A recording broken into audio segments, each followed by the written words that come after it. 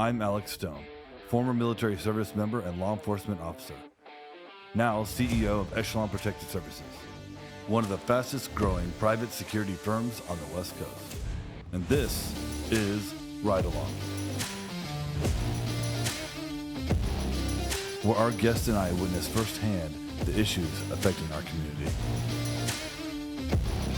I believe our proven method of enacting meaningful change through compassion and understanding is the best way to make our streets a safer place and truly achieve security through community.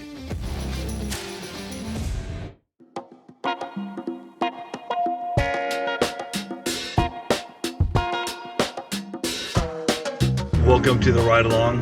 We have an amazing guest today. We're out in Portland, Oregon. We have our co-host, JJ Arevalo, with us today. JJ, tell the people what's up. That's what's up, man. Today we have Skeez181, world-renowned graffiti artist and AKA muralist. David Flores. Yes, world-renowned graffiti artist and muralist. He's gonna show us around today after we go back to the office and chit-chat a little bit. He's gonna show us around today and teach us a little bit about the culture of graffiti art and kind of what he does. Which I'm pumped up about because, me and this guy go back since high school. So when we were younger, if you got one flyer from this dude, that's right. You knew you were cool. Yep. And you were accepted into whatever environment. If you got the flyer, if you don't have the flyer, or you can't get into the party, homie. You couldn't even get a copy. You couldn't make a copy of that flyer. They would laugh at you. Yeah. You wouldn't get into. You had to have the originals. It was like your golden ticket, bro. So we're just a block away from the train station, and we'll be picking them up, and then hopefully, I think what we're gonna do is go scout some areas. What's up? I'm Skeez181. I'm a street artist, sculptor, art teacher. I'm here today to do the ride along, and I'm gonna check out the city of Portland. We're gonna go to the studio, do a little discussion, here he is. And then after that, I think we're definitely getting on the road to some of these paint parties. What's up? Primo? Hold on one second, let's get out.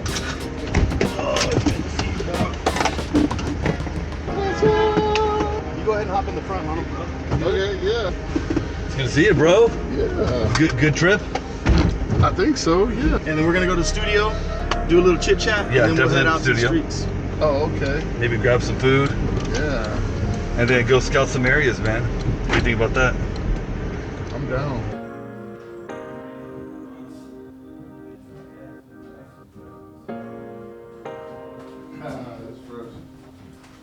You like it? Yeah. So, we already kind of did an intro, but again, you're a street artist. You've been around for how long have you been doing street life? Street art. I started spray painting in 1989. 1989. Damn. So was that just single? You just started going out, or did you go out with a crew? Because I know when I did it as a kid, Right. we always went in crews. My brother was a big influence on me, considering he's an artist too, and but he was more like cholo on the lowrider side, and he would take us to the park, and Nice. and I remember just bringing like 2 cans of paint with me and trying to paint like a skull on the side of the park building, and it was fun after I did that, and then he had his buddies there with him. After they all were like, wow, he did that right in front of us. So I just stuck with it, Hell yeah, that's what's up. Yeah. And so your brother was older? Yeah, he was going to high school, and so he's kind of your mentor with artwork? Yeah, That's in the really- that's beginning, legit. yes. Wow. He was in.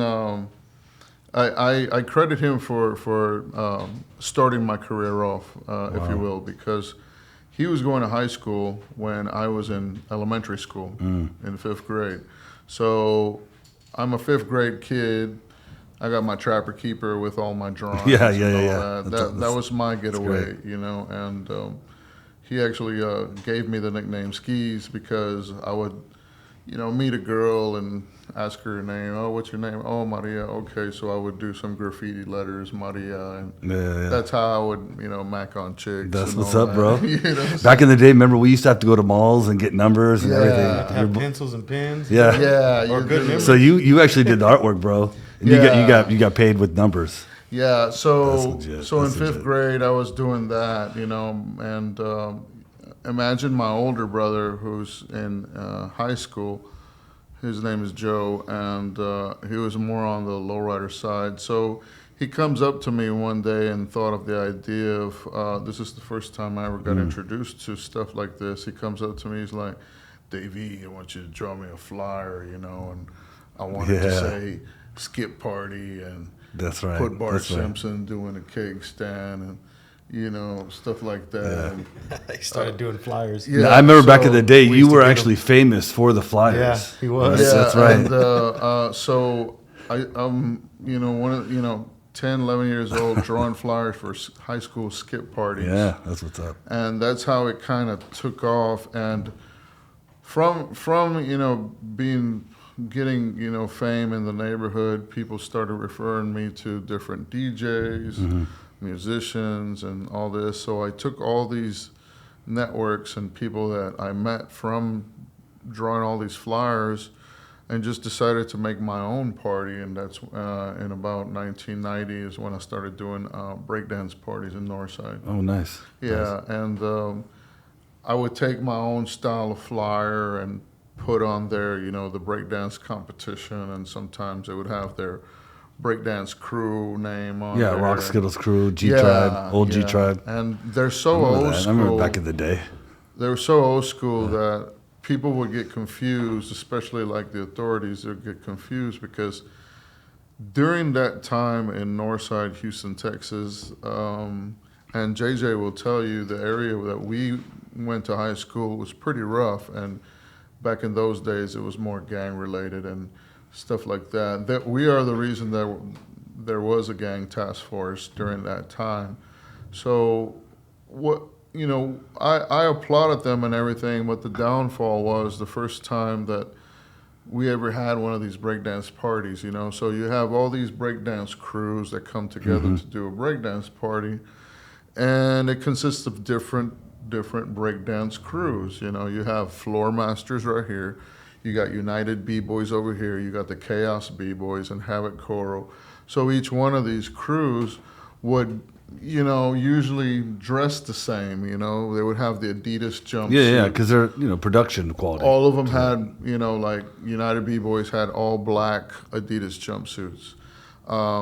Floor Masters would have all blue Puma jumpsuits. Yeah. So you can already tell how the gang affiliation these authorities, you know, got confused with, because they're like, oh, these kids are all in blue, these kids are all in red, these kids are all in black. But it had to take some explaining for them to understand that this wasn't gangs, this was a breakdance party with breakdance crews of kids just dancing for fun, you know. And I'll never forget the first time we had one of these shows and the gang task force came. They showed up. They showed up. Oh, wow. This must have been Harris County, HPD. Yeah, it was most likely a Harris County sheriff in, I want to say, about 1991, 92 first time I experienced it. And they came in, they made everybody stop the music, and one of the officers just threw up a shotgun and he cocked it and he said, everybody get out. And the kids just ran like roaches, you know. Yeah. The place where we had the party, it was kind of like a ballroom and, you know, double doors. There was so many people at that show when that raid was announced that they ran so fast, kids were so scared, and, you know, that's natural when it comes to our hood. Yeah. They ran through those doors, broke both doors open, like wide open. Wow. You know. So this was a legal show. This was a completely legal show. The cops came with that misunderstanding, lack of engagement with the community leads to this type of misunderstandings. Pretty much, you know. But this again was in the beginning of you know, the history of Northside and the way things were back then. I was too young to understand that some of these flyers that I was doing and drawing were like gang related, you know, because I was just a kid, 12 years old, drawing an 8-ball on a flyer that says skip party. And I don't know what an 8-ball is. I just thought it was a ball to play pool, billiards, you know. Yeah. But it there was two different types of parties. There was the underground hood parties that usually ended up in a fight or shootout or somebody getting run over because of a raid. And then, we kind of steered it more towards the positive side of hip hop, where we kind of just brung the formula of, graffiti is the written word and of hip hop, and rap and hip hop music is like spoken word of hip hop. It has elements. It's part of the culture. That's really deep, man. It's part of the culture, yeah. And graffiti in hip hop is considered the written word, and many people don't understand it, because a lot of people see it as, graffiti, unwanted stuff, but ultimately all this stuff comes from oppression, comes from wanting to be heard, wanting to be seen.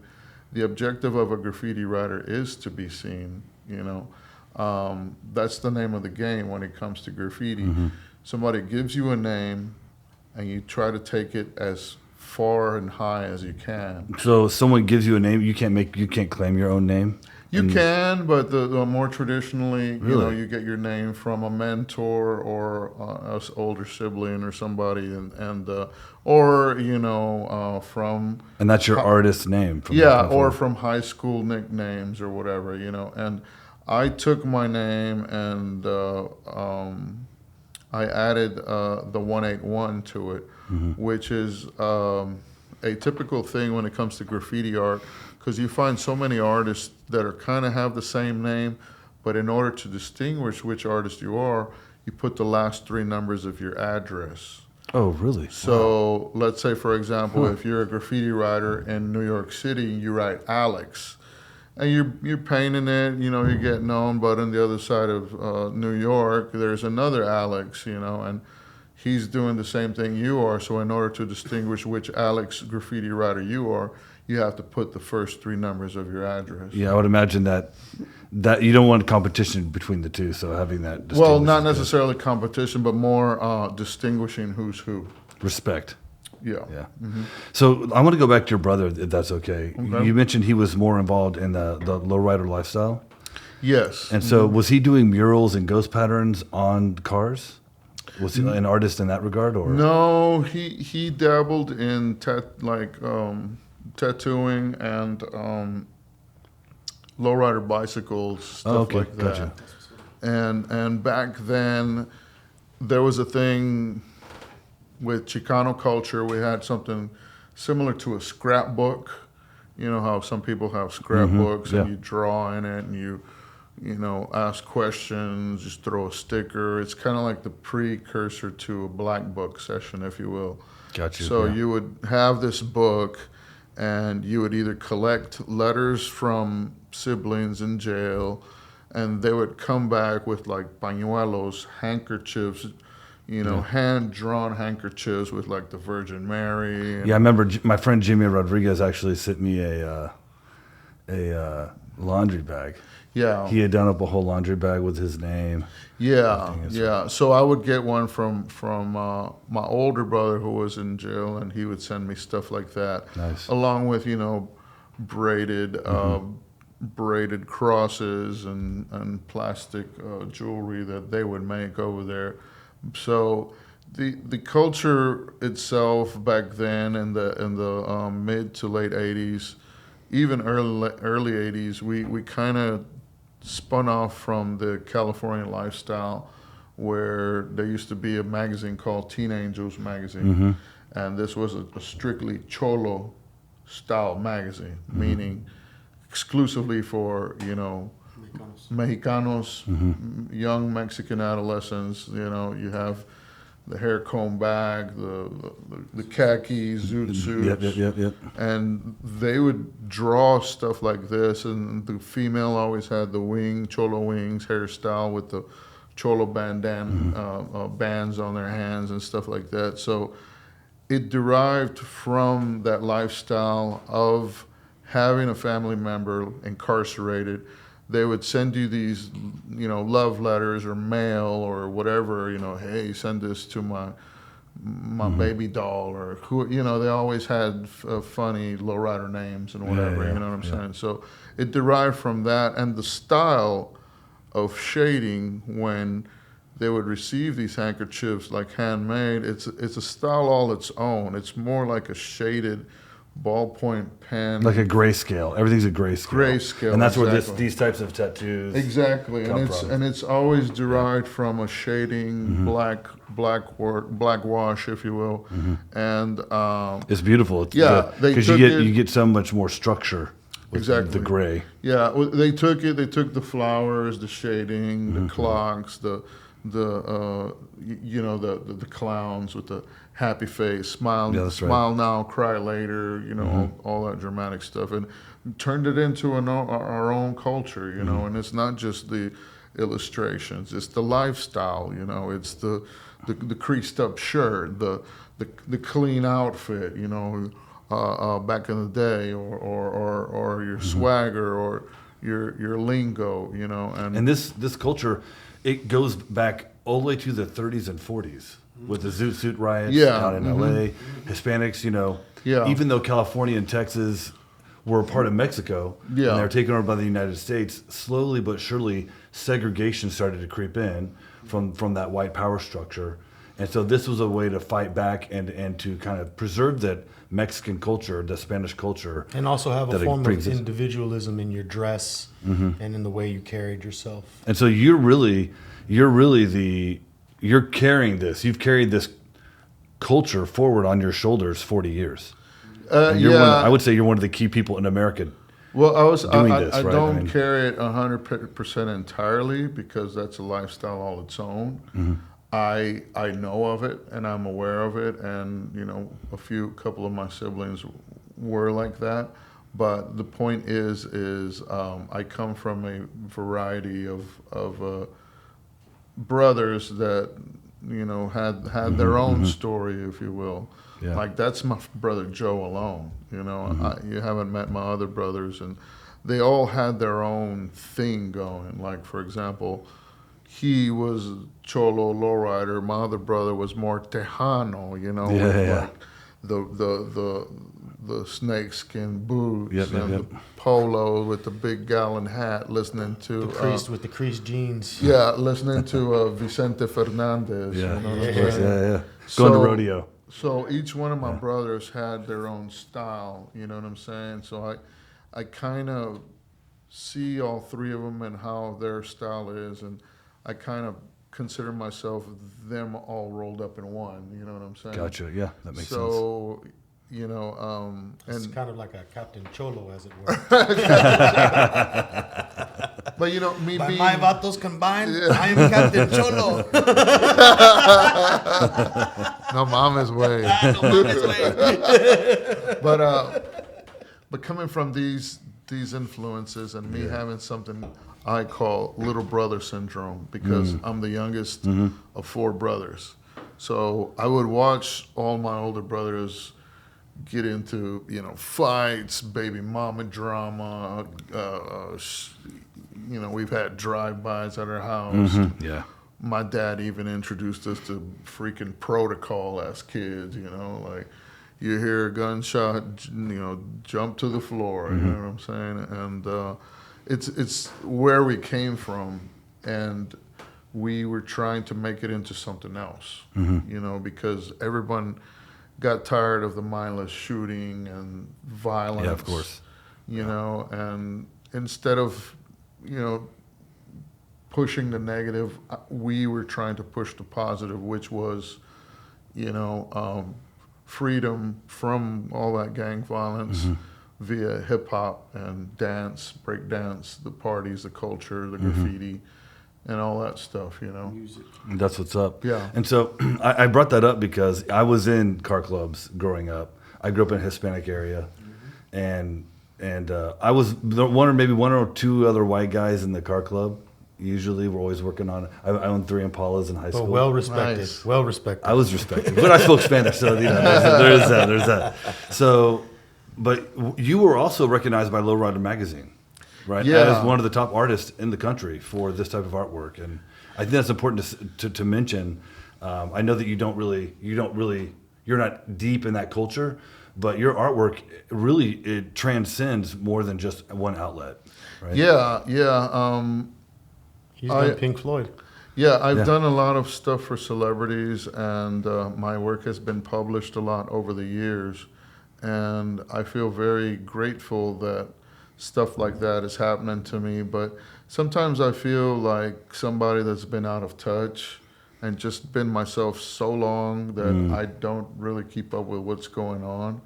So when people tell me, oh, Skeez, you're on TV, or Skeez, we saw you on a book or whatever, it's amazing to me, but JJ knows that I don't really watch that much TV or stuff like that. I'm more of the old school dying breed, and I just want to sneak around and, experience, you know what I'm saying? Yeah, that's what's up. But yeah, I like it. Yeah. Cool, man. So do you want to, we always tell this funny story about the Selena Riots. Oh, here we go. It was a big deal in Houston when that went down. When Selena died, she kind of embodied that Tejano Chicano culture in Texas, and it was even in California at that point. Well, right? She really grown nationally. I have to say to this, like Selena represented, like, I might get emotional. Selena represented what we could be. Like coming from the slums, and we had the potential with hard work and with stick-to-itiveness that we can make it. You know what I'm saying? Our little girls, the women and that they really looked up to this because they were like, we can make it. We can do this one day. Yeah. So it was a huge deal when she died. I know some people make fun of it and they think it's silly, but well, that's kind of what happened, right? Yeah, that's what happened. Yeah. I mean, there was a competition going on at the high school at the time. We don't have to mention the high school, but and there was a segment of individuals within the community at that high school that were disrespecting on the death of Selena, which is, you can't do that. You can do it, but it's like, Custer going into the, you know what I mean? Like, you're going to have a lot of very angry Indios. You know what I'm saying? Even today, you will see, especially young female, Latinas always wearing that shirt, the Selena shirt, all across America, everywhere you go. Internationally, I see that shirt all the time. And so you can't make can't make fun of an individual's cultural icon. Yeah, is my point, because you're really making fun of them, right? Because they kind of represent us in some weird fashion, right? In some weird way. And so, unfortunately, someone got disrespectful, and that turned into a very bad situation for a lot of people. It's funny. He said he was at a party the other day, and someone brought it up. Yeah, I believe it, because people still talk about it today. Yeah. So that's the negative side of disrespecting someone's culture. But what you're doing is you're introducing the world to Chicano culture in a way that is within the culture, without the culture. Again, it transcends. It's inviting. It's inviting, and you're welcoming people into understanding an entire people group, which I think is really important. Yeah, I grew up first generation Texan, and being from Texas, I got exposed to, I would say, half Mexico and half Texas. Yeah. And I love the culture. I love the music. Rest in peace, Selena. And just like JJ said, she is a perfect example of, us coming up from the nothing, from just raw passion, and just becoming what you naturally, became. The point is I'm really grateful to contribute to everything that has happened in North Houston during my time as a contributor in the hip hop scene in Houston. And but JJ got me thinking, nationwide. I was already thinking nationwide, but he want to go international. Yeah, his train of thought, and I'm very excited for it, because I'm a strong believer of hanging with creatives amongst myself, not just. Of course. I honestly get bored when it's about me. That's why I make different projects, of females, or showcasing another artist, or my influence, or whatever. You know what I'm saying? So, after doing it for so long, yeah, I get it. People like my art, but sometimes I'll use my platform or identity to expose somebody else, that really inspires me. Well, I like that. One of the reasons I brought up Selena was because you are kind of becoming that cultural icon to your community. I mean, you've been able to step outside of your community and provide a bridge of understanding to other cultures. And so, in some way, I mean, I know that you don't embrace it, but you are becoming that Selena type of icon for Mexicanos. On a grassroots level in Houston, absolutely. For sure, right? But the goal is to take it grassroots, nationwide, potentially international for him. We want for people to experience his creativity as well as, where he's coming from culturally, but not just locally, throughout the world. I mean, people should see that and experience it, I think, But he won't ever toot his own horn. No, I know. He's a very humble guy. David Flores, very humble guy. Very humble man. Thank you. Your artwork, though, speaks for itself. I mean, yes. Yeah. And we're going to go out and we're going to do some of this artwork. We're going to watch you do what you do, which is, I mean, it's magical, right? And part of that is, it is almost medicine for the soul, right? Being able to put this on the wall and. Well, and I can pretty much know JJ can get me when it comes to this. It's kind of like music. It's kind of like you hear the perfect song, it helps you cope. It helps you live happier. It puts a smile on your face. But instead of music, it's more visual. You see these colors, you see this painting. It's kind of intriguing. It doesn't really have a written explanation, but yet it's inviting. When you're at the light and you're waiting for this light to turn, you're naturally going to be drawn to something that is around you, and that's my objective, to just get it out there, share it with people, and I want to at least leave behind this legacy with my students. And I love it. People that have and collect my work. So, can I shift topics? Is that okay? Sure. So, I want to go back to graffiti. So, that's a hard topic, right? Because some there are different levels of artistry, right? Graffiti can also be used by some cultures and subcultures, gangs, these types of things, to claim territories, right? And I'm not trying to diss that in any way, but they're often using private buildings to do that. So there's a prominent gang that moved up here from California. I'm not going to mention that gang, but you drive over in North Portland, there's a neighborhood called St. John's. We can go drive that actually, but if you drive that area, you'll see the very prominent numbers that represent that organization. Very large, 6 to 8 feet tall, and they'll every 10, 15 blocks you'll see them. Very prominent areas, and they pretty much run that territory now, and they're using what I think is, and it doesn't even look good. I'd say it like it's not even attractive. They're just claiming territory, and so on what level is it important for kids that are caught up in a lifestyle that could ruin them, that are really artistically, gifted children, right? And these are usually younger kids that they recruit. We've all been recruited by these guys, right? When we were young.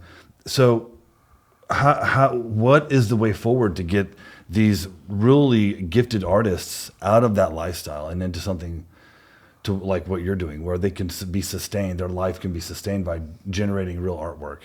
Yeah, all that makes me think about one thing that I believe, you may not be 100% a product of your environment, but you are a dominant percentage of where you come from.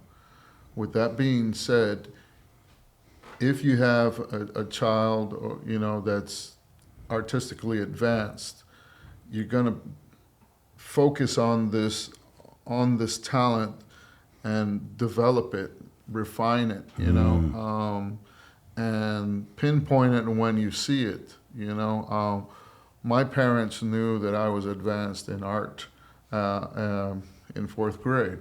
I was in advanced vanguard art and stuff like that. Now, if you take this child and you recognize the talent, but this child, guess what, lives in the ghetto, full of violence, full of colors, full of any reason to mess with anybody. You're not going to allow this kid to, interact and do stuff in the local area. Why? The kid's going to eventually end up getting shot, hurt, or something, misunderstood. And when I say misunderstood, I talk about a friend of mine from California. His graffiti name was Dream, rest in peace. Ask me how he died. He died in a state of confusion. He was painting an area that was gang-related, and all he was doing was graffiti, fixing up the area, adding color.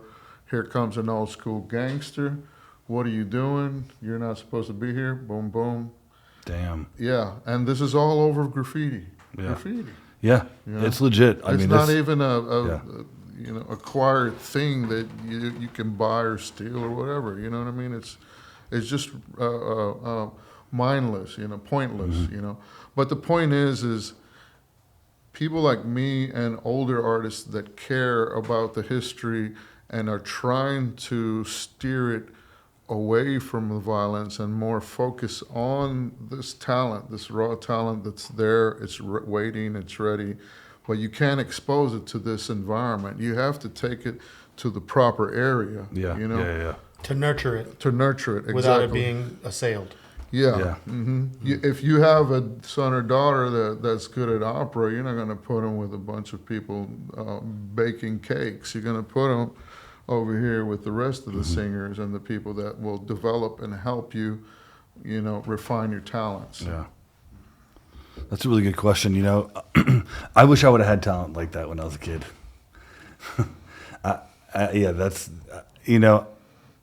It's admirable because I had friends like this that were talented, and that talent did lead them into a better lifestyle. And it makes me happy to see that because, for a lot of us who don't have those types of talents, it's a different struggle, right? You know what I mean? Yeah. It really is. And I know what struggle means. Being a true artist, you have to understand. You have to be ready to, give up things as well as adapt to them. And it's a rarity coming from Texas all the way over here, and for me to tell my story because, again, JG told me, not many people know my stuff here, but the objective is to do it. And one of my mentors hit it right on the money when he said, Skeez, he goes, take it like this. You're not a prophet in your own city. Yeah. Yeah. Very true, right? Yeah, very true. Like everybody knows me in Houston. Yeah, they know, okay, Skeez. Yeah, what's up? This and that. But outside of my city, I'm somebody else, and that's the objective too. You're respected much more because when you're there and you're constantly exposed to it, right? It becomes like second nature. You're just like, it's just Skeez again with his amazing artwork.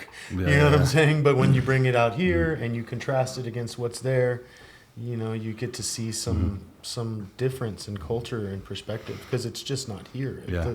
That vibe, that style, that feeling, that culture, So going back to this graffiti theme. So obviously you're an artist. People that are good in graffiti, that's what they do is art. What is the process that you use to determine where you're going to put your artwork? It depends whether or not if it's a commission or if it's just something that I'm doing for fun. Something you're doing for fun. Okay. Right. That isn't commissioned. Yeah. That's going to be in public view. Right. When it's something like that, formula like that, I take it and I use a lot of improv just because it becomes a little more challenging for me as an artist. Yeah, exactly. And I try to find the muse and doing stuff that's already premeditated, drawn and all that. But I like to start in my mind with a clean slate. So I won't have a drawing or whatever. I'll just think of something and then just go with it, And that's what I try to do when it comes to public art. Really? Yeah. So kind of maybe a mental picture, maybe not. Sometimes I'll have something, sometimes I won't. Oh wow! So it's a combination of your imagination and also your emotions in the moment. Yeah, you're pushing, your emotions, you're pushing ideas, and kind of freestyling off the dome on the whim. That's the beauty about spray paint, because if it doesn't come out the way I want to, I can always go over it again. Yeah. And it'll dry faster than regular paint. Yeah. Nice. So when you're out and you're looking at areas, and I this is just a personal question, and you see graffiti artists that they're obviously not that good at what they do, and I'm not saying we should rag or dog on any. Right. They're beginners. They're beginners, or they're just doing it. They're just being sloppy. But they're not. They're either sloppy, and they're not really. They don't have the level of talent that they really should have, right? How does that make you feel as someone who? I mean, your artwork is absolutely amazing. So I don't expect everyone to be at your level, Right. But I mean, doesn't it? It frustrates me because if I see good graffiti, it doesn't really bother me that much. But when I see really bad graffiti, it kind of does bother me, Yeah, right? I mean, the bad graffiti, of course, is anything that's negative or anything that's foul, or But my thing is to each his own. To each his own. Everybody runs their course. Me, myself, I can't really say anything bad about bad graffiti because I've been there. I was a kid experimenting as well. So even when you were younger, there was that developmental process where there was a development where I tinkered with different names. That it wasn't just Skeez. I would have aliases and tinker with different letters and ideas and concepts. I remember for a while when I first got exposed to the rock band Tool, I made a series called Skeezer Stinkfist, and That's what's up. And That's it what's was up. it was black and white. It was kind of weird, and it was an alias, and everything that I created was from listening to that music. You know what I'm saying? Wow. So it was more kind of like a documented body of work that came out based on listening to this type of music. You know what I'm saying? I don't know if you guys ever seen those collection of drawings that people have done based on what drugs they're taking. No, that sounds hilarious. That sounds hilarious. It's pretty funny. I'm sure the mushrooms is great. Yeah. So they give a test to each artist, and they put the drug, or opiate, whatever, cigarettes, this, that, you know what I mean? And they get so abstract as you go down along the line. You know what I'm saying? With you, it's music, and with me, it's music. Say no to drugs. Yeah, we're not inviting people to break any laws here on this show. No. But sometimes genius, in order to achieve its end, takes as many unique routes as possible. or has to color outside the boundaries. Yeah, exactly. So, have you ever been in legal trouble because of this type of choosing to do street artwork? I have, yes. And can you talk about not only the negatives, but the pros and the cons with that? This is kind of funny because I was talking to Adrian about it. Adrian is one of our producers and camera guys. He's here with us in the studio. So he was filming me base coat the plywood on the side of the road, and I'm like, base coating it, and I go, well, I got caught for graffiti, and one of my probation requirements was doing community service. Adrian said this? No, I was telling this to Adrian. And he's like, oh, yeah, I'm filming you do this. Yeah, okay, so, I did this for 4 years, and one of the advantages of that is I got really good base coating walls. Oh, that's hilarious.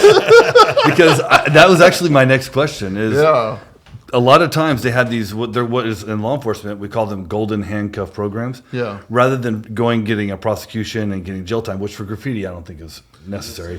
They make you do community service, Yes. which almost always ends up being covering up other people's artwork. Well, what's right? funny is it ended up being something positive for me, and it felt like it happened by accident because I was in Houston doing my paying my restitution fees and being a good boy, probation, and then I had community service. I would have to show up 6 a.m. They would give you your hard hat and your vest. Yeah, we've all been there. Yeah, anything from big machete cutting down a bunch of crazy weeds on the side of a bayou to buffing unwanted graffiti, or should I say painting over unwanted graffiti. And of course they put me in the graffiti stuff because, Skeez is the artist. Great. So... and what you're doing is anti-art. Yeah. And how did that make you feel? Like... Well, it hurt because I was actually painting over people that I knew. Exactly, yeah. And did they blame you for that? Was it ever any personal? No, it was more like, okay, you're doing your community service. We understand. We got a picture. I'm really, aware, and sometimes I'm like, oh, I'm sorry, I didn't mean to do this. So I acknowledge it, and they're like, oh, well, just the fact that you acknowledge it, is cool with me. But one of the biggest advantages of doing that was I met people that wanted legal work. They were like, oh, really? Hey, this is what you really do. Can you, instead of just leave it this unwanted gray wash buffed wall, do a mural on it, and put some color in there. Let's give it a concept. Let's give it a theme. Something's going to stimulate the community. You know what I mean?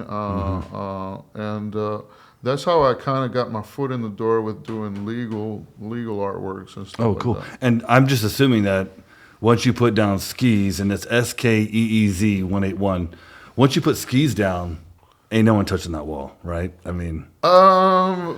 When I was younger, maybe. Now in Houston, I'm glad to say people embrace what I do, But it's a shifty game, graffiti. You'll get respect when you're putting your time in and your stripes, but if you're in it for the wrong reasons, like fame or just destruction, and ruin somebody's property, then it's the wrong reason to be in it. Yeah, that's not really artwork. Yeah, artwork should build up the community, right? Yeah, not tear down. Exactly. Yeah, and that's what I meant by bad artwork. I see bad artwork, and they're just like, I'm like, bro, that would. Yeah. What are you and doing? he also does really amazing tribal masks. My masks are more of a signature creation that I make, and I tap into a lot of the Aztec and Maya from looking at and studying the hieroglyphics and sculptures, stuff that they created in the past. Me being full-blooded Mexican, at the age of 30 is when I met two friends of mine that are both artists and musicians. This guy named Javier Herrera and then another guy named Mario Jose Olvera. And both of these guys, what separated them from regular artists is not only were they artists, creatives, and teachers, but they were also Aztec dancers. Wow, and that's awesome. They would practice the lifestyle, and they would pray based on all four directions, based on the alignment of the stars, and all that stuff. Coincidentally, I met them at the age of 30. Coincidentally, it was the same time I was getting my head tattooed with the Aztec calendar, and all that didn't happen intentionally. It just happened by weird coincidence. So, before then, I would consider myself an urban Chicano artist. Got you. Graffiti, lowrider cars, stuff like that. After I met them, I kind of, got lowered closer to the earth because I started understanding my culture. I started understanding that my roots, understanding the fact that we didn't have a written language. It was a visual, illustrated language. Like if we were back then in Mexico City, I would tell JJ, draw me what you want me to bring you back. So he would have to get in there, draw me a chicken, some eggs, a spear, a knife, and a bow and arrow. And that's what I would take and come back with it. The understanding our heritage is an illustrated I love it. form of heritage. It's a comic strip. It's always a narrative. Yeah, that's there's always why, a narrative there. That's why there's the it's big a pictorial joke. narrative. I love that. There's always a big joke. Oh, you're Mexican, you must know how to draw. No, it's true. Yeah, that's or you can do landscaping or Or, architecture. hey, you tattoo, right? Yeah, definitely. But my thing is after I met these guys, and I stayed with them for 5 years, and I was surrounded with the culture. They would dance for full cultural immersion. Yeah, they would dance for the solstice, for positioning of the sun, moon, all kinds of stuff, and understanding, the literature and reading all this ancient hieroglyphics and how they made books and designed the calendar and based on the stars, and it's just so intriguing to me. And I felt that I was done with the hood at 30. So I kind of wanted to refine myself and understand my culture, learn about myself. So were there any vision quests in that 5-year period that kind of led you to that decision-making process? 2003, I had a home with a recording studio and was living on top of the clouds, working for the Coca-Cola company. I would do a lot of murals for them for 12 years. So all this money that I made, I invested into my home. The problem is every time I would have a party, everybody would end up at my house for the after party. You have a nice house. Yeah, too many people found out, and then I got robbed. You know what I'm saying? Man. So after that happened to me, it kind of brought me back down to earth. I'm not as special as I thought I was, and that's okay because it obviously happened for a reason. You know what I'm saying? Yeah. Because I didn't, turn the page. No. So, after you've done the Coca-Cola, you also did the Pink Floyd pig that comes out at every concert. Yeah. He has a video of him with Roger Waters, Really? That's giving cool. him critiques on the pig. That's He's awesome. also done a mural for Limp Bizkit. So, there's, different things that he's done. There's a lot of celebrities, and I'm really grateful for the work, because it feels like a pinnacle moment as an artist. You're like, I never thought I would reach to the point where an actual celebrity or another creative appreciates what I'm doing, Well, I think that's gold. Well, I can't even imagine that. If I was in your position, I'd feel like $1 million, even if I only got paid $100. I wish I had Because $1 million. We're working on that. Yeah, that person choosing you, looking at your artwork, saying, even tattoo artists. I mean, obviously, we all. Well, JJ doesn't get tattooed, but we have a lot of tattoos, and tattoo artists even feel very honored when you choose them. Yeah, but having a famous person choose you to do their artwork, especially something they're going to display like on stage at concerts, that's a big deal. Yeah, for sure. I totally respect the idea and aesthetic behind familiar artists and top tier creators, producers, everything. Everybody in the creative field that's just top game that brings their 100%. And back to the question you were asking about. These amateurs trying to come up overnight, but the thing for me is not necessarily the followers, but more the quality of work that I'm dishing out here. I'm not doing this for a race. I'm pouring each one of these out like a creation that like something that we cooked up in the oven. It's a piece of my soul. You know what I'm saying? It's not just your run-of-the-mill carbon copy, whatever, and that's the differentiation, whatever you call it, I can't say the word, that separates me getting work for hire and then me getting hired to just do me. Yeah. You know what I'm saying? Yeah, totally. So as an artist, you have to work with Coca-Cola in order to get the... I mean, if you really want to get paid, you're going to have to be okay with taking direction. And many people have a hard time swallowing their pride and ego to take direction like that, you know. But if you're good, you don't even have to take direction, you know, more power to you.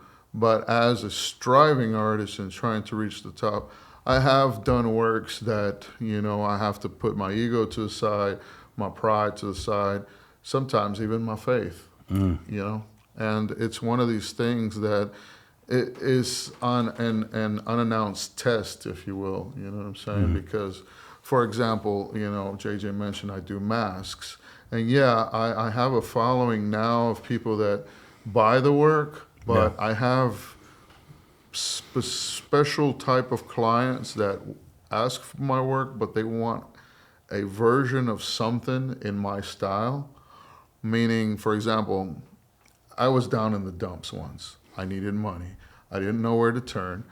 A client comes forward. He's like, Skeez, I want one of your masks. Great, I'm with it. What are we doing? Yeah. He's like, you're making me a mask version of your style of a mask, and I want it to be the devil. And I was like, oh, no. Negative energy. You know? Yeah. But at the same time, I sighed, and I'm like... The depiction of what would be called the Christian devil. Yeah, they wanted a satanic-looking evil mask, and I'm like, well, I'm not that person. I don't believe in stuff like that. But at the same time, I'm broke. I need money. What am I going to do? This is like, you know, me having to just make something and you should have just put Art Kukui, the boogeyman, right, on there. I think what's important and what you're trying, like what I'm seeing is that, you know, people watching, you know, the arts need patrons. Yeah. You know, we're fortunate enough that, you know, you came here and there was people that want to pay you for your art. Yeah. That's right. You know, and that gives you the freedom to then say, okay, well, this other piece they're not going to pay me for, but I'm just going to go have fun. Yeah. And I'm going to do some electric blues and some purples and make it real, you know, exciting. But that's, you know, someone who's commissioning that, they wouldn't want that per se. They would want something like a logo or maybe something that they want specifically. I guess for me, it was mainly like understanding what boundaries you're willing to push when it comes to rules, aesthetic, what you're going to do, what you're not going to do. I ultimately ended up doing the job. Why? Because I was broke. I needed the money. You know, I would be dumb if I didn't do it my way. You know what I'm saying? I ended up doing it. I didn't publish it. I didn't show it off or nothing. I just took it as a job. You know what I'm saying? At the end of the night, before I went to bed, yes, I asked for forgiveness, you know, because I am aware of my gifts, you know what I'm saying? Yeah. It would be stupid of me not to believe there's a creator or some kind that gave me this gift, you know what I'm saying? So it's like I take everything with loyalty and honor, you know, and I'm trying my best, you know, live life with integrity, you know, to where people come to me instead of I have to come to them. And, you know, that's ultimately my goal, you know. That's awesome. Well, we're working on that, you know. Yeah. And so we're working on, you know, some different things that we can have, like where people can get original paintings from him, where people can get, you know, copies of paintings from him, where people could get shirts, beanies, hoodies, all of that stuff. So we're working on trying to create a brand where more people can have access to his products, which is really dope. Yeah. I'm really excited for the products, but also my services as well. I've been teaching spray paint can control classes for about 14 years now. Where do you teach that at? I teach them wherever. I can do them, you know, in the privacy of somebody's home or at a graffiti park or a public wall or something. But I've even gotten hired for like group classes, group birthdays, or whatever, you know. And it's basically learning your way around a spray can, you know, point and shoot, and being okay with the disconnection between you and the surface. You know what I'm saying? It is a unique art because typically you would have a brush and you're applying the paint on the surface directly to the canvas or, you know, the surface. But over here, and you feel like you do lose a little bit of control when you're throwing paint through the air with an aerosol. That's pretty much what you're doing. Yeah, you're pointing and shooting. So it lands in the specified area that I want. And we'll post some of your artwork because to say, when you look at some of the artwork, you're like, man, he did that with a spray paint can? It's crazy. It does literally look painted on. It's amazing. Well, also consider the fact I've been doing it for 30 plus years, so going on the plus. But I never forget, you know, that, you know, where I came from, how I got it, who gave it to me, you know, and my mission is just to spread it, to teach it, to share it, you know what I'm saying? I want to be able to share it with as many people as I can. You know, when you go back down to Houston, yeah, people know me, but again, over here is uncharted territory for me, and I want to contribute more, you know what I'm saying? That's excellent. So yeah, man, I think that it's going to be real fun. What we got planned today, we're going to head out. Nice. He's going to show us some different art that he's seen and around the city, and give us some insight on, you know, just kind of the culture a little bit. I love it. Yeah. So again, ride along today. We're riding along with David Flores. Street name is Skeez181, Skeez181. Skeez, how can people get a hold of you? You can check out my work on my website, www.skeez181.com, Skeez181.com, or Instagram, same spelling, Skeez181, or just Google the name Skeez181 and check out all the stuff that pops up.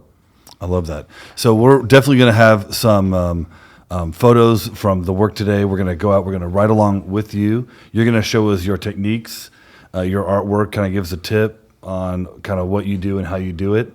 Is there anything that you want to tell the audience before you leave? Shout out Community Action PDX. That's JJ's company. Yeah. JJ and everybody here at Loving One Another and Echelon. Thanks, bro. Appreciate it, brother. Big shout out to all the people in the background, Jesse, Adrian, and the people that have been putting up with me. That's awesome. I love it. Well, I appreciate you coming out. Let's just hit the road. Yeah, sounds good. it. All right. Cool.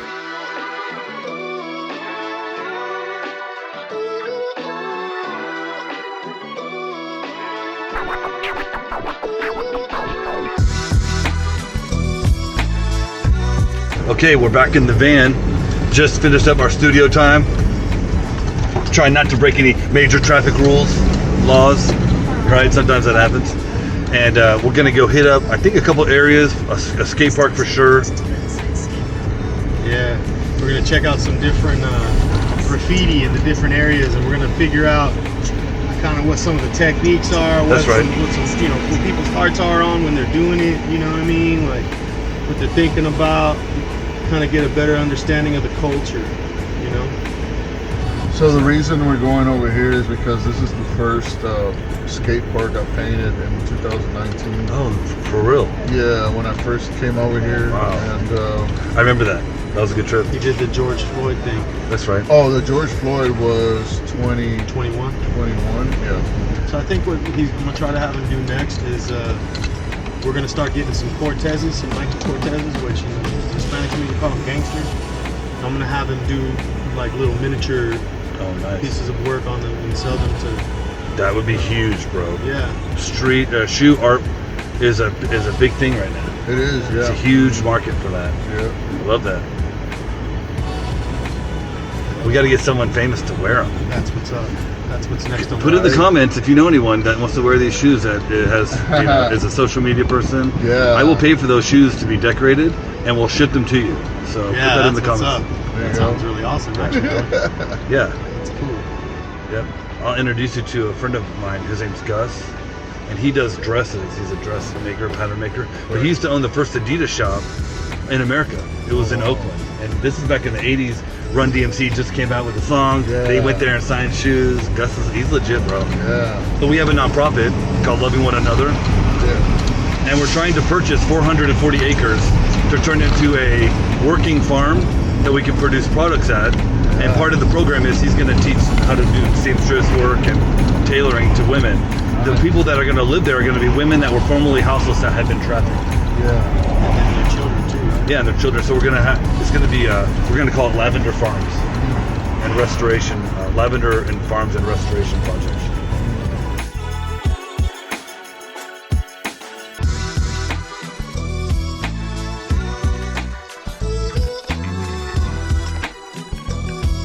Look at that. That's amazing, man, over there. Like, Oh, that dragon? dude, it's two dragons.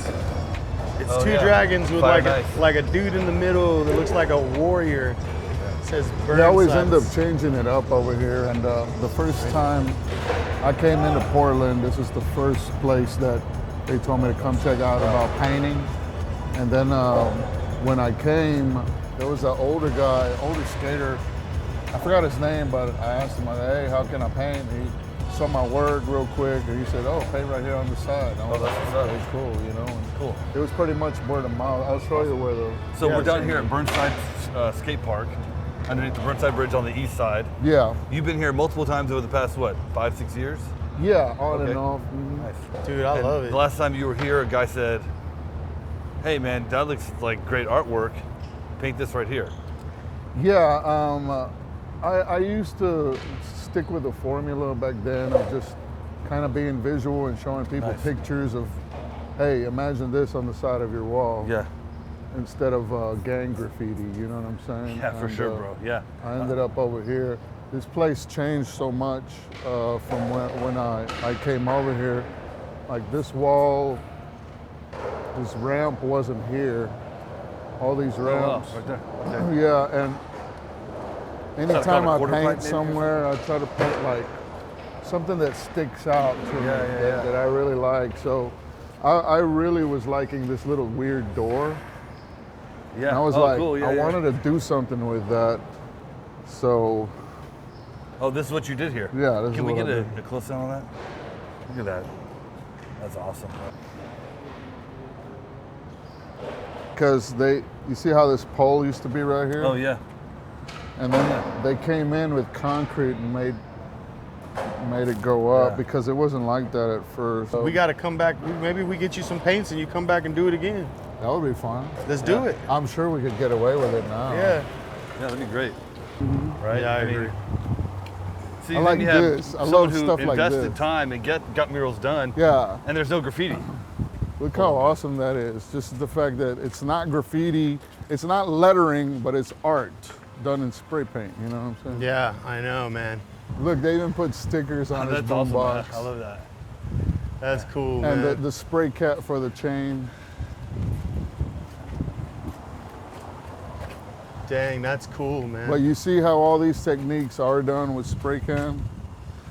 Yeah, how do they do that? This is one color and then they come back with another. Sometimes they'll clean it up. See how he like got the shade going down. Little tips and tricks to make it look 3D, you know.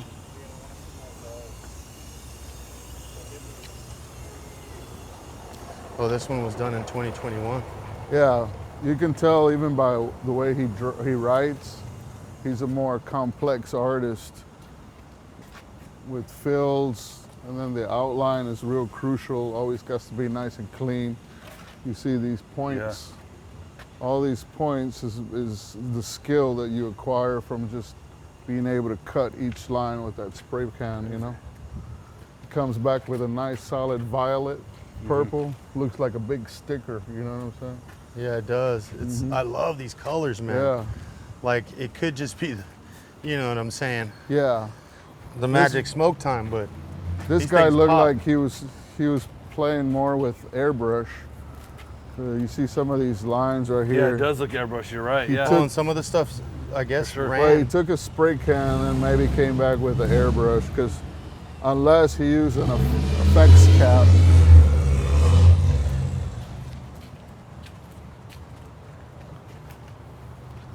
And so I imagine all this was commissioned, right? Yeah, I'm sure. I mean, this is Burnside, Yeah.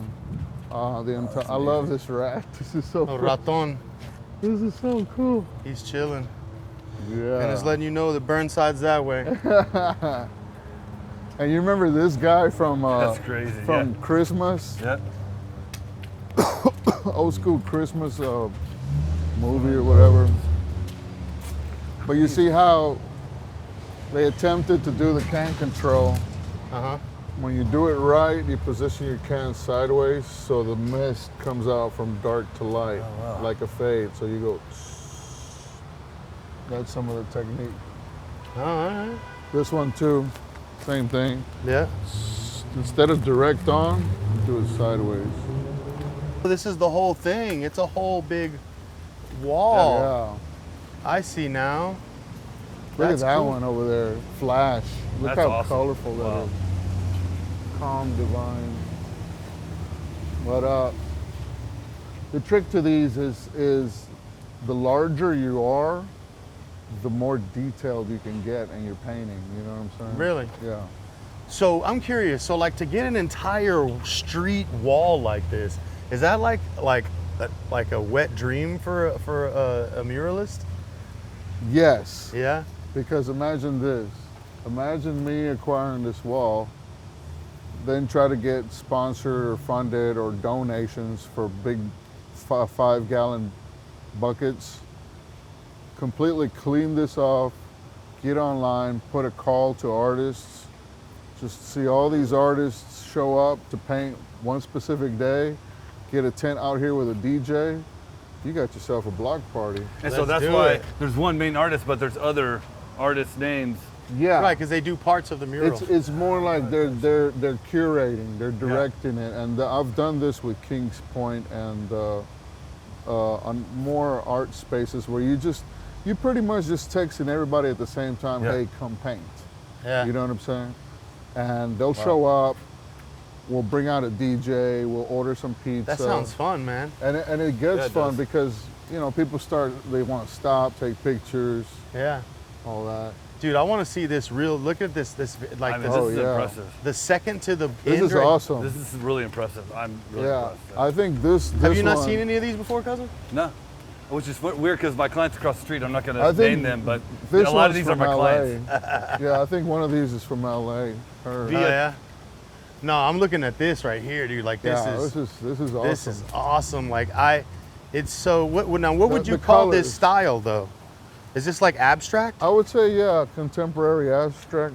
That is. I like But that. the secret to this is the colors, Right. because the colors make you feel a certain type of way. The yellows. It makes me want to eat it like cotton candy. Yeah, it's like the You know yellows what I mean? Like- clashing with the teals and the reds.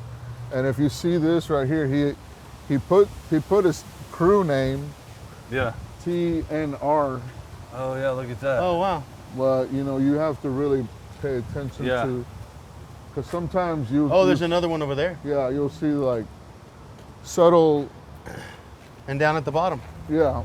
Now I feel like I'm playing Where's Waldo, man. That's so yeah. cool. You see how it says? Yeah. You can make it out say ASK, Yeah. Yeah. and all these are like different graffiti crews. Oh yeah, man. Let's I check out remember this. that guy. I wonder if there's anything on this side. It's Let's across see the if there's street. anything. Yeah. I'm really, I feel like I'm getting a whole new education. So I'm not that much of an artist, obviously. I'm more of a businessman. So I'm thinking in my mind, if I'm going to find you places to commission your artwork, what is it that makes this building chosen? How do you go about getting artwork and getting an entire wall like this? Yeah. Most of the time, it's usually artists that are just wanting to donate their work because it's basically free space for them to be seen. Okay, all right. The people that usually agree to stuff like this is people that have property that's already for lease, up for sale, just bought out, maybe is getting torn down to build a new complex. So when that happens, that's when some are okay with having artists come paint it. I'll mention 5 Points in New York City. Yeah, It's an old building complex, and they thought it would be best to, spruce it up with a bunch of graph to keep the negative out. It lasted for so long, but it got torn down. Yeah. So it's usually that formula. It's usually a building that is either super cool with having paintings or about to be torn down or for sale. So sometimes, dude, that people are like, hey, I want you to do a big, huge mural because there's less likelihood that people are going to do chicken scratch graffiti on my stuff. Yeah. Because it's such a beautiful thing going on here. Well, that's usually the formula when we do end up painting, but there's always got to be that one person that's either drunk or just being dumb that messes something up. Of course, always. Yeah. Hey, But listen, you want to check out the wall over here? Yeah, I think we should check out this other. yeah, I like this little guy. Look at He look looks how he looks like Groot. What's his name? yeah, Groot. Groot, yeah, it from the does. movie, right? You notice how they always incorporate a spray can with them, Yeah. Lost. Lost. Yeah. Lost. Yeah. Uh-huh. Look at that. Look at that little. Yeah, they even added that as part of the deal. Yeah. This one right here is called the wild style. Yeah, Wild style only because the style is so wild. You have to stand here for a little bit to interpret or read it. And wild style originated in the 80s, New York City, and Really? that's the lingo they use for complex lettering. Wild style. Yeah, so I can probably figure out an A right here. Maybe that's a T. U S T. Adjust. Adjust, yeah. You see it? Yep.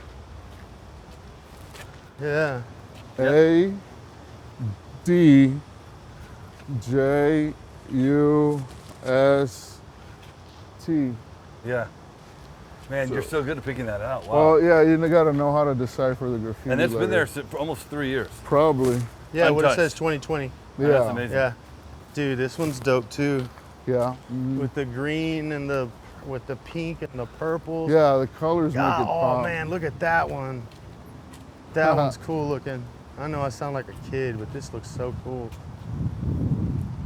This almost looks like old English, like Baby bok choy. That right there. It's like embossed old English style. Dude, I gotta go check out back over there again because there was some crazy stuff going on. I know over there is. there. Yeah. Wake self. Wake self. And Oh, like the little wake. Yeah, like the wake of water. Yeah. I just got a text, so All right. I'm gonna go meet up with my ride. I'm gonna go do some painting real quick. All right, cool. Orale. We'll holler at you later, brother. All right, bro. Hey, bro. Hey, we'll walk you to the skate park. Word. Yeah, let's go. Is he alive? I guess so. He's just chilling. He's sleeping. Hey, man, you good?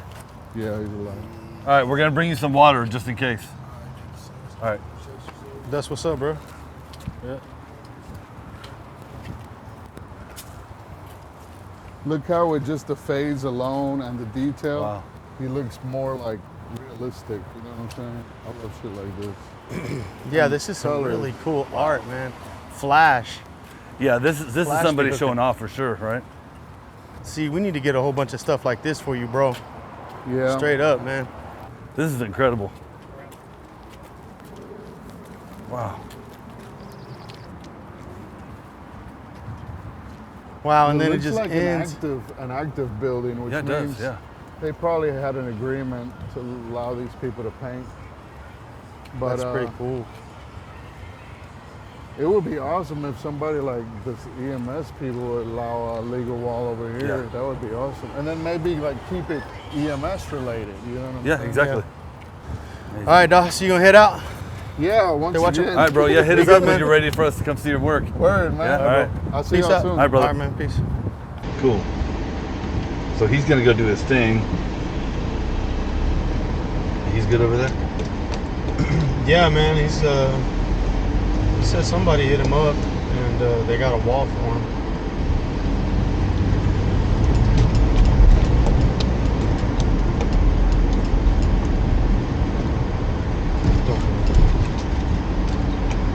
Oh, there they are. Yeah, I told him about bringing some water. Okay, cool.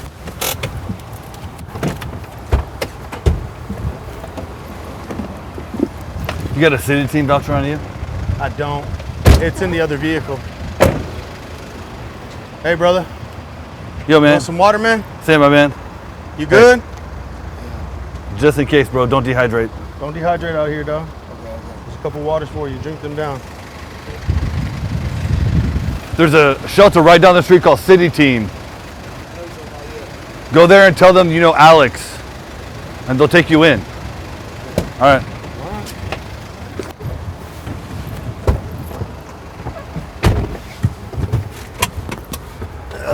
He's crashed out, man. Yeah, he's Having out. himself a good little nap.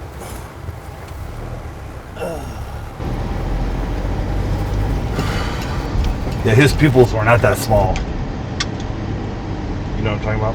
Yeah. So that means like when you're on opiates, your pupils constrict. They're really Yeah. tiny. So I don't think he's on fentanyl or heroin.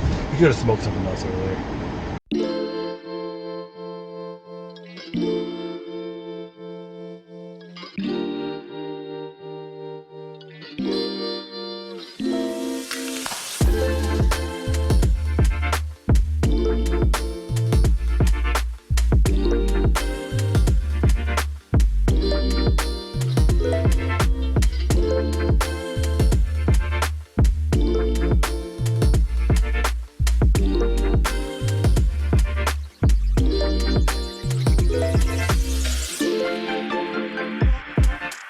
So we just had a great meal. Lunch was good. Thank you for paying. Appreciate that. Really good stuff.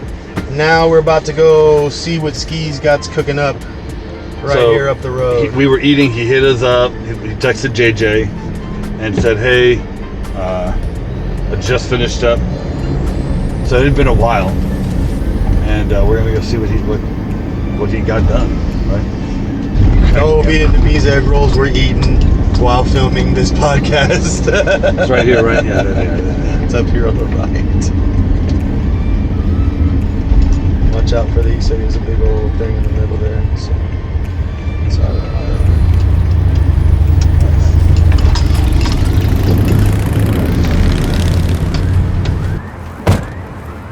What up? what's up, primo?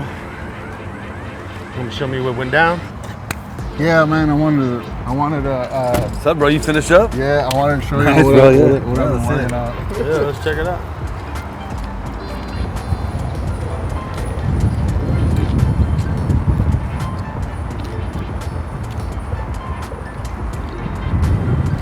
Oh wow. Wow, Yeah, bro. they I can give see me your- a big spot. Skeez181. I love that. Yeah. Is this building abandoned or? Wow. I'm not too sure, but I know that the Portland Street Art Alliance runs it. Oh, And, nice. I messaged them about finding me a wall. They got me one. I see you did a Community Action PDX logo. I I appreciate love that, bro. bro. I love that. That's I what's threw up. it in there a little subtle just Yeah, to get people. Where's Waldo? Yeah, No, man, I love it. So break it down. Explain what's going on. I wanted to do like a kind of like a Quicksilver style face with a tribal kind of like bird on his face, like face paint. Oh, I see you it. know? I see it now. Yeah. But I wanted to make him look modern, so I added the gold teeth, and I wanted to make him look like as he was getting lost with the graffiti style arrows, the crab. I call them the crab arrows. So he was getting kind of lost with that, and he was in the middle of like some rural area with love like it. long grass, trees, Yeah. and He's lost in the sauce. yeah. So you is know. that his third eye right there? That's making the bird? It could be, but I wanted to just emphasize more on the face paint, and I wanted it to look like something trippy that you can even just look at the sky alone and just get lost in it. Yeah. You know what I'm saying? Yeah. But I was this color palette was on the whim, so it was based off of stuff that I had right now, and it worked out beautifully. It worked out really good. It looks great, man. Yeah, I wanted to continue painting this whole thing black, but I was like, maybe I need my black, so I'm gonna conserve it. Yeah. And I left it kind of scenic looking with the little silhouette of the action stencil. Yeah. That's Portland's skyline right there. Yeah. I love it. So So explain just some of the techniques you used. Like on the lips. A lot of them are like the the teeth. shading that I talked about, Yeah. an angle shading, then a direct hit, sideways. I got a little glare going. Many of this stuff has the clean cuts that you find when it's a nice crisp line. You know what I'm saying? I try to make it clean, given the space, but this is a big one that they gave me, so I kind of just try to stay big, just so people in the last lane can see it. You know what I'm saying? Yeah, I love it. It definitely stands out on the building. You know what I mean? Yeah, it really pops. Yeah. Wow. But yeah, it took about 3 hours, I think. Adrian said it was about 3. Yeah, it seemed like a while. Yeah. Sure. But we didn't have this fancy shade here the first time. We had direct sunlight when we were working on it. It's amazing, Dude, this man. It is looks dope. really good. Thank you. Yeah. So what happened? I mean, are you ever allowed, like if they're like, okay, we're gonna tear down the building, could you come back and unscrew these and take these and keep that a piece of art? I haven't talked wow. to them about that, but maybe if anybody claimed it, possibly. But sometimes they usually like donate pieces to like different charities or places, you know what I'm saying? Oh, that's what's up. I love it. Yeah, and this entire building is dedicated to street graffiti artists. Pretty much, yeah. And they said that my painting was the first of a complete renovation. So awesome. They're gonna have a whole new slew of artists. I'm the first one. Oh, I love it. Yeah. That's nice. That's awesome. I love it. How long do they keep it there? I'm not too sure. We'll see how long it lasts. Well, I'm just happy I got a chance to paint. I got my man, this is great. Man, if next time you're gonna you need more black, just let me know, bro. Yeah. Don't even worry about the colors, man. If you're gonna be doing stuff like this, like, let's do it. No, I wanted to. Yeah, I appreciate you. I just wanted to make a statement and it looks make it dope. something that pops. And Yeah. Damn, man, I love it, dude. And so, what does the bird represent? The bird, I usually started putting kind of like, it represents like face paint, like, you know, like whether you're going to a war or a ceremony or something. So tribal. So face this one, paint. he's on a trip. He's flying. Yeah, yeah, pretty much. He's like lost. He's out there trying to Those find are his himself. wings. Yeah. So that's like a war tribal face paint goes on before you go to war. Yeah, Or before you yeah, do a ceremony, they would paint yeah. this type of stuff on your face. Right, yeah. And that's how they usually put the tribal face paint, goes across the face. It doesn't have to look like a bird, but I incorporated that just because I like the primitive look to it. It looks so modern cool. yet primitive, Yeah. you know what I'm saying? I love it. Man, Shit's fire, man. that is awesome, man. really 3 awesome. hours, huh? Yeah, about 3 hours. That's quick. I guess in this type of art, you have to learn how to be quick. Yeah, in the Other beginning, artists will sit there for hours, days, weeks.